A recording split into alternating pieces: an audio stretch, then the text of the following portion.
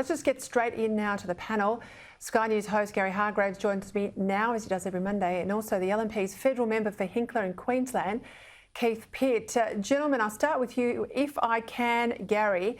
This talk today, all but confirmed out of Canberra, our electricity bill is going to head up another 50% next year, another 50% the year after that. That's massive for people already doing it tough. This is not good. No, and it's not. It's a complete, obviously, obfuscation of everything that the Prime Minister promised to get elected. It doesn't do much for the political class, does it? But look, they did, and see whatever they did, they won, and now the real rubber is hitting the road. Peter, it is not $2,000 a year. If it's $2,000 a year on average in New South Wales, how come it's more like $4,000 a year on average in Queensland, or $3,500? You know, this is a monumental hit. We've all got to get used to the idea that the next couple of years are going to get tougher, and government decisions about electricity generation are actually making it tougher. Chris Bowen, I think, frankly, should resign. This bloke has absolutely no idea, and he's leading us down this garden path of renewables that is going to cost us more in our power bills. The honeymoon, she is well and truly over for Albo. I did warn people, you know, Keith Bowen, Chris Bowen is the bloke that's got the worst record for illegal boat arrivals in Australia's history, over 100 years history. He's the worst. He's doing to your power bill what he did to border protection, but here he is. Let's see how long he lasts. Keith, I want to talk to you about this announcement by the Victorian Premier a couple of days ago. Says he's going to recreate the SEC, as State Electricity Commission, sending a message to Victorians, don't worry, we'll go back to the days when your bills weren't expensive. But that's just all smoke and mirrors. All he's doing is creating a taxpayer fund for renewable energy. It's not the old days of the SEC. I mean, he's not going to run a coal-fired power station or open up gas in Victoria, is he? Peter, that's exactly right. And this might surprise you, but I still think that those essential logistics, including electricity and gas, should have remained in public hands, in the government's hands for these exact reasons. But you can't go backwards. It's done now. My view too. And you've got to deal with what you have. And what you've got right now is governments that are hell-bent on spending an enormous amount of money in infrastructure, such as transmission lines and 2 million hectares of solar panels and thousands of turbines, all of which have regulated rates of returns, which have to be paid for by consumers. So this is what will happen. Consumers will be paying more. I think 50% is an underestimate, and it'll be $2,000 and $3,000 a quarter, not a year. Yep, exactly. I'm with you, Keith Pitt, on privatising essential services. I think a few people drank the Kool-Aid a little while back on that one. Terror hole in legislation, Gary. At the same time, they're desperate to get these Islamic State women home. There's a big hole in our legislation. Tell us more.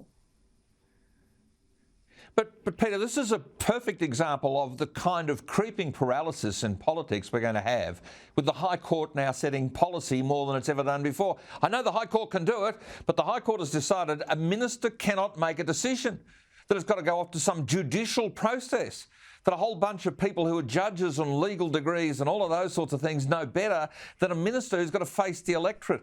I firmly believe that there is a real role for a minister to say, you know what, there are some type of people who do not deserve to be an Australian citizen and they should lose it. I was the first ever federal citizenship minister, and I look very closely at this. You know, we have to make sure there's an integrity associated with this. The minister is the person.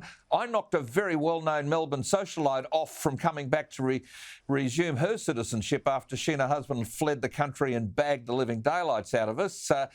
Husband died, she came back, and I was told that I had acted with malfeasance because I hadn't considered all sorts of other options on another matter. I mean, look, you know, Peter, ministers should make decisions. High courts should not be in the process of telling governments how to do it. So, all of this aside, if they're going to bring new legislation in, put a minister front and centre. If they get it wrong, we vote them out.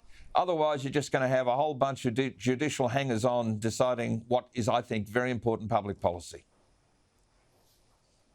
And we need to get our skates on, given there are terror suspects around the world who'd like to get back to Australia, and they can see that we've got a mess here on the bills.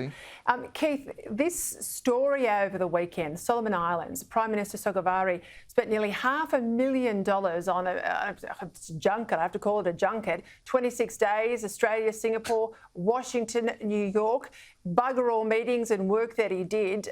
He raided a fisheries agency that's funded by Australia and US taxpayers to pay for this junket. This is all the time we're trying to get a good relationship with them. We also know allegations that China puts money into the pockets of some of these Pacific Island MPs to call it China's way. I don't suspect you're surprised by this. Oh, Peter, I'm not, and you've been around these issues yourself. I mean, these are the reasons that our government, when we were in power, always made sure predominantly we were providing stuff, building infrastructure, roads and bridges and hospitals and support services that were directly funded rather than simply cash payments. So these other challenges in the Pacific, it is very difficult. But in terms of travel, I'd love to see federal Labor's travel bill for the last 6 weeks. I think it'd be fairly extensive. None of them seem to be at home. No, they're not, are they? Gentlemen, got to leave it there. Catch up with you next week. Keith Pitt, Gary Hardgrave. Good luck for the budget this week too, Keith Pitt.